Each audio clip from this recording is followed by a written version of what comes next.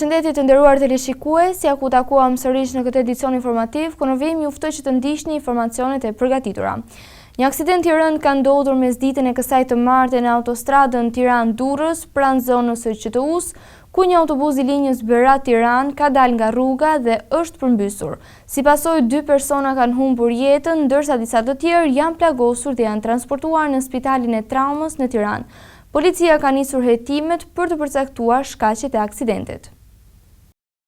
Një aksident tragjik është shënuar mesditën e kësaj të martën në autostradën Tiranë-Durrës, pranë zonës së qendrës tregtare Univers. Një autobus i linjës Berat-Tiranë është përmbysur anë rrugës duke shkaktuar pasoja të rënda për pasagjerët. Si pasojë e aksidentit, 2 persona kanë humbur jetën dhe disa të tjerë kanë mbetur të plagosur. Të lënduarit janë transportuar me urgjencë drejt spitalit të traumës në Tiranë, ku po marrin ndihmën mjekësore të specializuar. Sipas të dhënave paraprake, dyshohet se drejtuesi i mjetit ka humbur kontrollin duke bërë që autobusi të dalë nga rruga dhe të përplaset, duke thyer edhe barriera të mbrojtëse anësore. Në vendngjarje ndodhen forcat e policisë dhe grupi hetimor, të cilët po punojnë për të sqaruar rrethanat e plota të aksidentit dhe për të përcaktuar shkaqet që çuan në ngjarjen tragjike.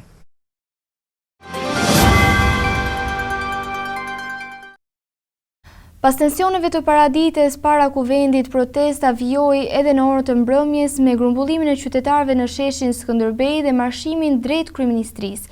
Edhe në tubimin e mbrëmjes, protestuesit përsëritën kërkesën për dorëheqjen e kryeministrit Edi Rama dhe paremëruan se protesta do të vazhdojë edhe në ditët në vim. Protesta u zhvillua nën masa të shtuara siguria. Në mvalvitjen e flamujve kuqezi dhe mes pankartave me mesazhe kundër qeverisë, qindra protestues marshuan drejt bulevardit duke përsëritur thirrjet për ndryshim dhe duke deklaruar se lëvizja qytetare do të vijojë deri në arritjen e objektivave të saj. Në protestë morën pjesë qytetarë nga grup mosha dhe kategori të ndryshme shoqërore, të rinj, student, pensionist, profesionist, familjar, aktivist, por edhe shqiptar të ardhur nga diaspora u bashkuan në tubim duke cilësuar atë një reagim qytetar përballë situatës politike në vend. Gjatë fjalimeve të mbajtura para kryeministrisë, organizatorët ritheksuan 5 kërkesat që sipas tyre përbëjnë bazën e protestës. Në krye të tyre mbetet dorëheqja e kryeministrit Edi Rama, ndërsa kërkohet gjithashtu krijimi një qeverie teknike, ndryshime kushtetuese dhe reforma që garantojnë zgjedhje të lira, institucione funksionale dhe një standard më të lehtë të përfaqësimit politik. Në përfundim të tubimit, organizatorët deklaruan se protesta nuk do të ndalet, duke ftuar qytetarët të vijojnë mobilizimin edhe në ditët në vijim. Sipas tyre, qëndresa do të vazhdojë deri në përmbushjen e kërkesave të shpallura që në nisje të kësaj lëvizje qytetare. Policia ka liruar 6 protestuesit e shoqëruar pas incidenteve të regjistruara gjatë protestës së zhvilluar përpara kuvendit. Mes tyre janë edhe Dritan Goxhaj dhe Shkëlzen Bushi, të cilët u mbajtën për disa orë në ambientet e drejtorisë vendore të policisë së Tiranës. Pas lirimit, protestuesit u pritën me brohoriti nga qytetarët e mbledhur jashtë godinës. Kanë rifituar lirin 6 protestuesit e shoqëruar nga policia pas tensioneve të shënuara gjatë protestës së zhvilluar përpara kuvendit. Mes të liruarve janë edhe Dritan Goxhaj dhe Shkëlzen Bushi, si dhe 4 protestues të tjerë, të cilët u shoqëruan pas përplasjeve mes demonstruesve dhe forcave të rendit gjatë zhvillimit të tubimit. Lirimi i tyre erdhi pas disa orësh qëndrimi në ambientet e drejtorisë vendore të policisë Tiranës, ku ishin dërguar për veprime procedurale. Jashtë godinës policisë ishin mbledhur 10 qytetarë në pritjet tyre. Në momentin e daljes, protestuesit u pritën me duatrokitje dhe brohoritje, ndërsa turma përsëriti në korr thirrjen: "Ne nuk dorëzohemi." Organizatorët e protestës kanë bërë të ditur se aksioni qytetar do të vijojë edhe në ditët në vazhdim, duke këmbgulur në kërkesat e tyre ndaj qeverisë.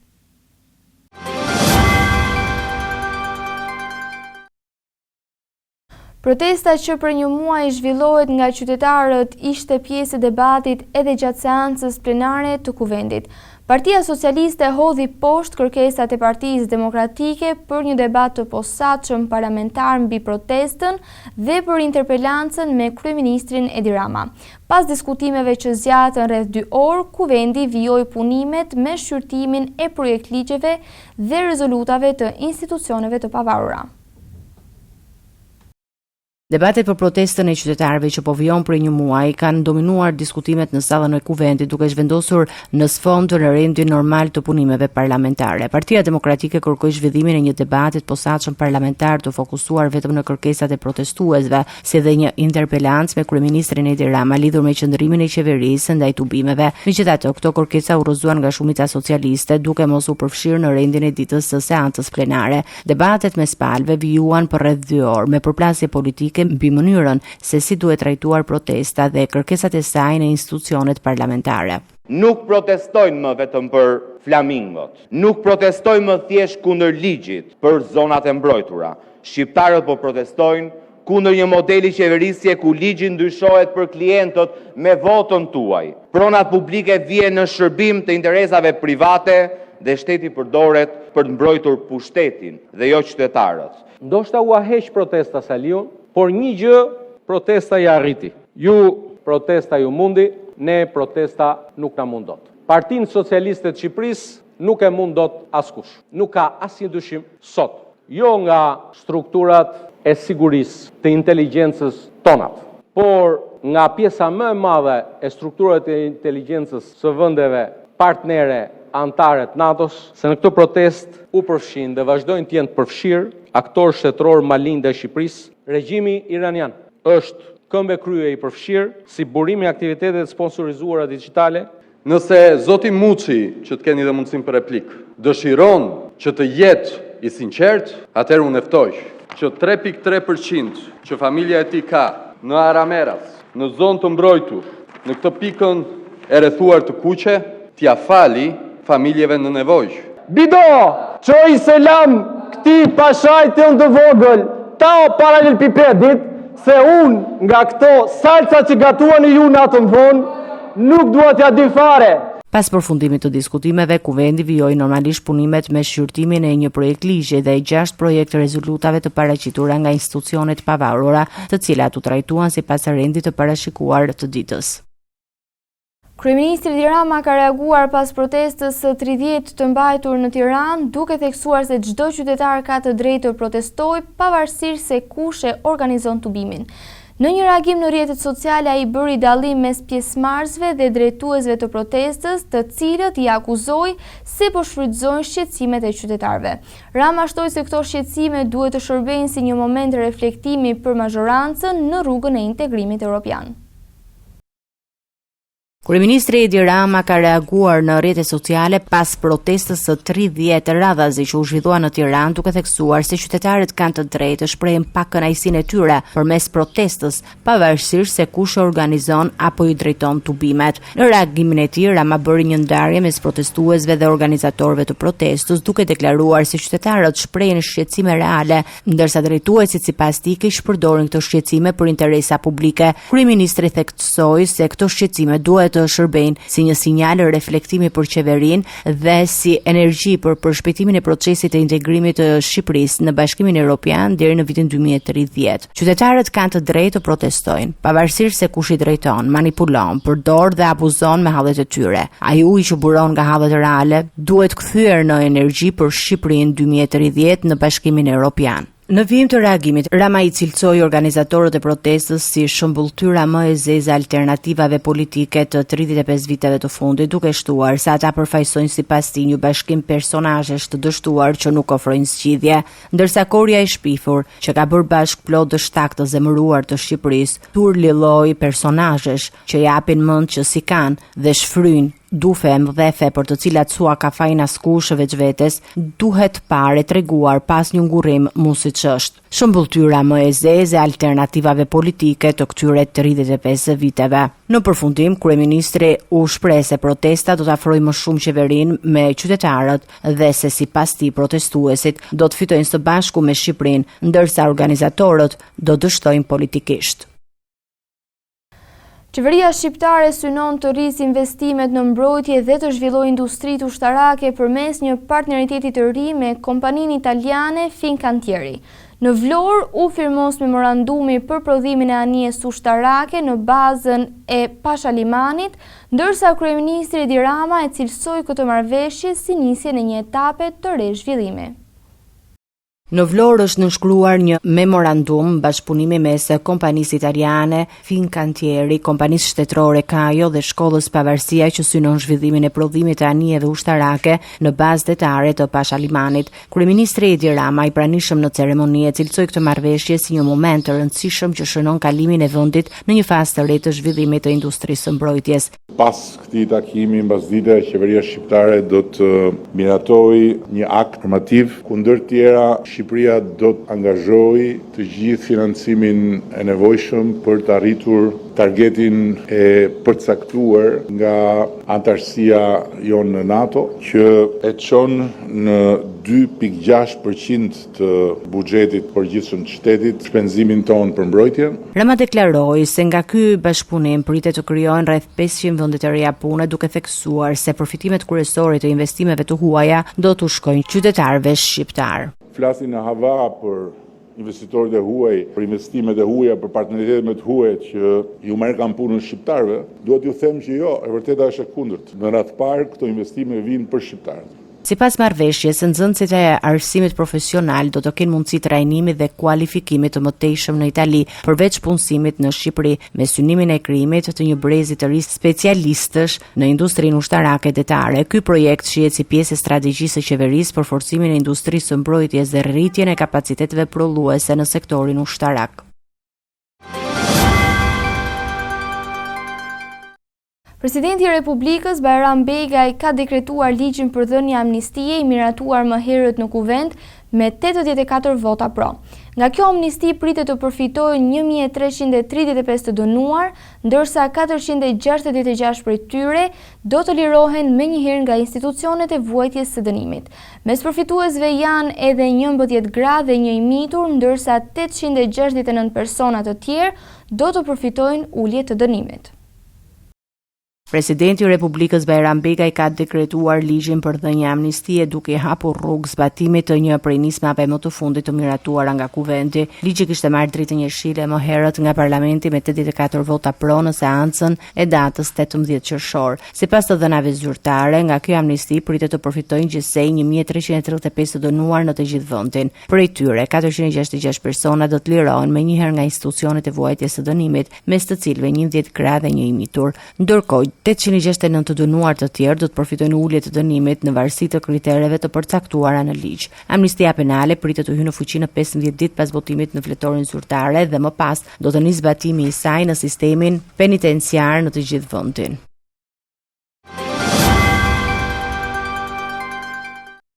Kreu i Partisë së Lirisë, Ilir Meta, ka vendosur të japë fund bashkëpunimit me avokatin e tij mbrojtës, Kujtim Cakrani, duke sqaruar se ky vendim nuk lidhet me zhvillimet e fundit të procesit në GKK. Në një letër të firmosur nga qelia dhe të publikuar nga sekretari i përgjithshëm i Partisë së Lirisë, Tedi Blushi, Meta thekson se synon të ketë një mbrojtje ligjore të përqendruar vetëm te dosja e tij.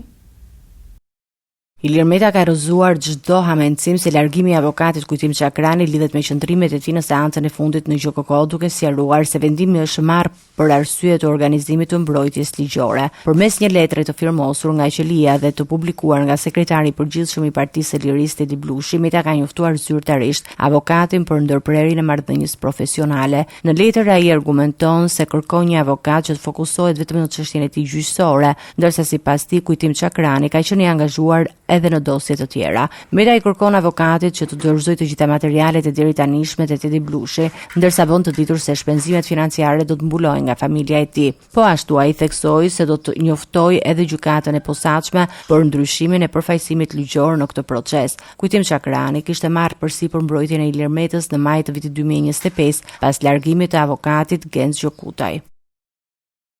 Policia ka zbardhur plagosjen me armë zjarri të 35 vjeçarit Brian Syzo në Pogradec, duke identifikuar 4 persona të dyshuar, të gjithë me precedent penal. 2 prej tyre janë arrestuar, ndërsa 2 të tjerë janë shpallur në kërkim, ku sipas hetimeve ngjarja dyshohet të jetë pasojë e një konflikti të vazhdueshëm mes palëve.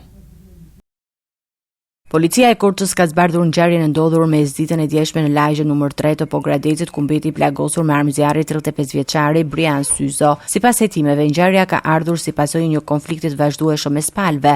Autoritetet kanë identifikuar 4 persona të dyshuar si autor të sulmit, të gjithë me precedent kriminal. Në pranga kanë rënë Nikola Agolli, 24 vjeç, i dyshuar si autori kryesor i plagosjes, si dhe David Prifti, 30 vjeç. Agolli është kapur gjatë tentativës për të arritur në një furgon në zonën e Prenjasit. Ndërkohë janë shpadur në kërkim Edison Agolli dhe 40 vjeçari Meardi Berberi, i dënuar më parë për plagosje dhe i dyshuar si organizatori i sulmit të ndodhur në Volorek në vitin 2020. Nga dinamika e zbardhur, rezulton se 35 vjeçari ndodhej në automjetin e tij të parkuar, ndërsa pranë tij ishte një tjetër mjet me një person të njohur. Autorët janë afruar me automjet dhe kanë thyer xhamin e mjetit tjetër, ndërsa në momentin që Brian Syzo ka dalë nga makina, është qelluar disa herë me armë zjarri nga Nikola Agolli. Pas ngjarjes, autorët kanë braktisur automjetin e tyre në qafthan dhe janë larguar në drejtim të ndryshëm. I plagosurit është transportuar me urgjencë drejt spitalit të traumës në Tiranë, ku ndodhet jashtë rrezikut për jetën, por me plag në të dyja këmbët. Policia ka sekuestruar 3 automjete dhe 6 celular si prova materiale, ndërsa hetimet vijojnë për kapjen e 2 personave të shpadur në kërkim. Çështja po ndiqet nga prokuroria e Korçës për veprën penale vrasje mbetur në tentativë.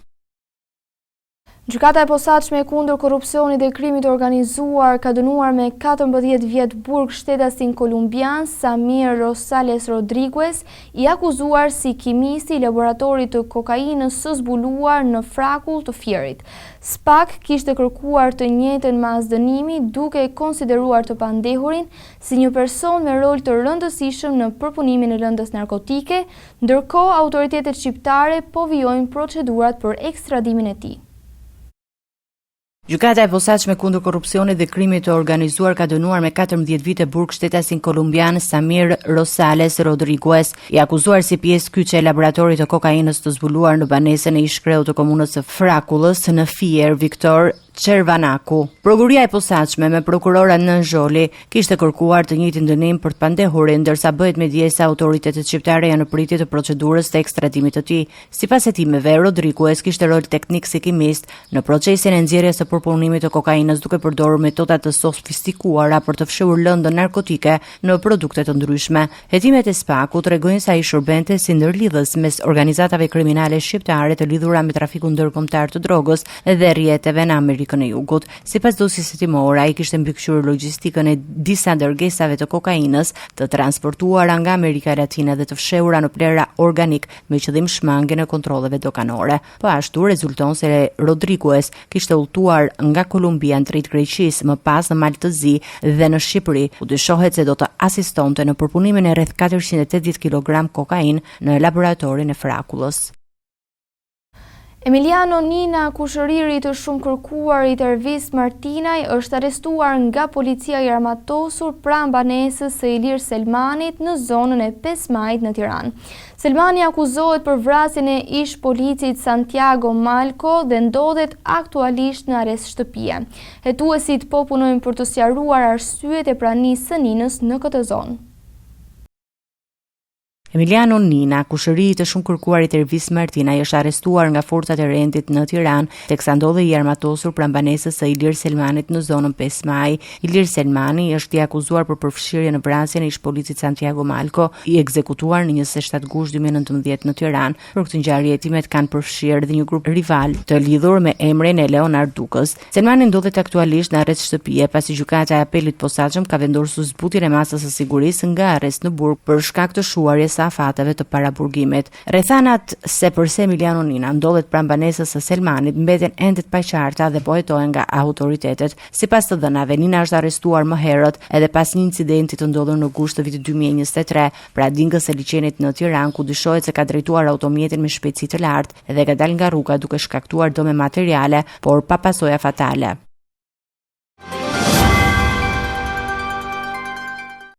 Të nderuar teleshikues, në vijim ju ftoj që të ndiqni parashikimin e motit për ditën e nesërme. Territori shqiptar për datën 1 korrik 2026 do të karakterizohet nga kushte atmosferike relativisht të paqëndrueshme.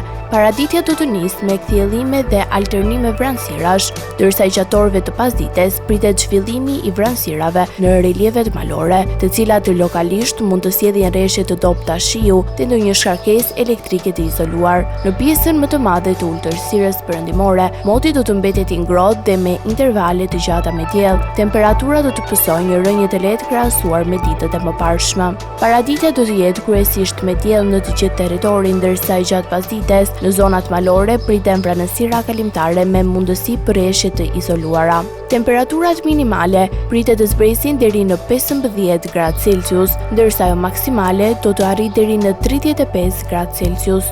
Gjatë ditës pritet rreth 8 deri në 10 orë me diell.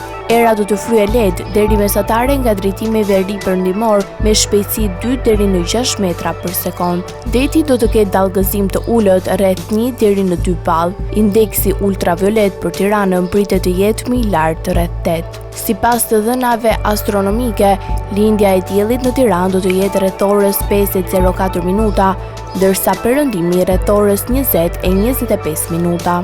Temperaturat minimale dhe maksimale për disa qytete kryesore të Shqipërisë do të jenë si më poshtë.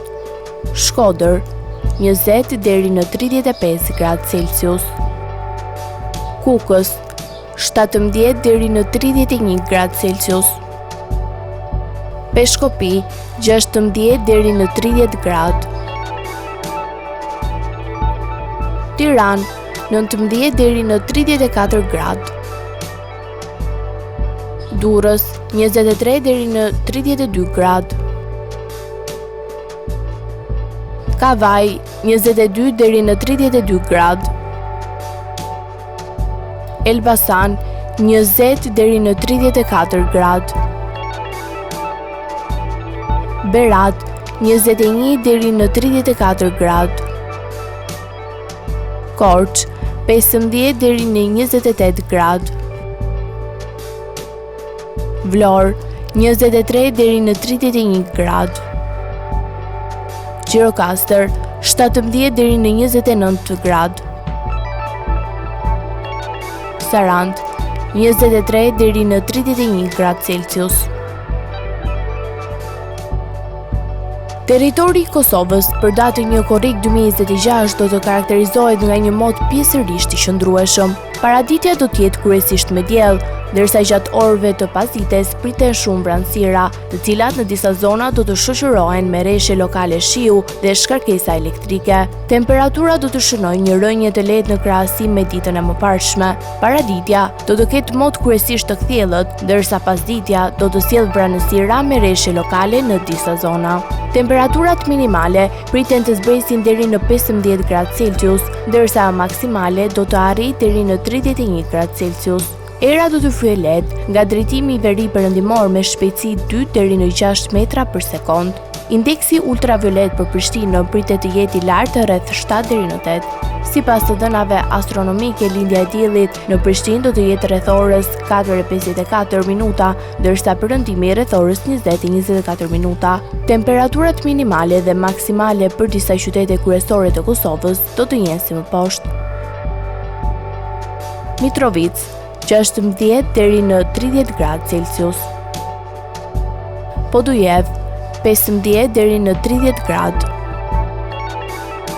Skënderaj 16 deri në 30 gradë. Pej 16 deri në 31 gradë. Prishtinë 16 deri në 31 gradë. Gjakov 17 deri në 31 gradë. Malishev 17 deri në 31 gradë. Gjilan 16 deri në 30 gradë. Ferizaj 16 deri në 30 gradë. Kaçanik 15 deri në 29 gradë. Suharek 17 deri në 31 gradë. Prizren 17 deri në 31 gradë. Të nderuar teleshikues, kjo ishte gjithçka që kishim përgatitur në këtë edicion informativ. Së bashku do të rishihemi në edicionet e ardhshme. Deri atëherë, miru takofshim.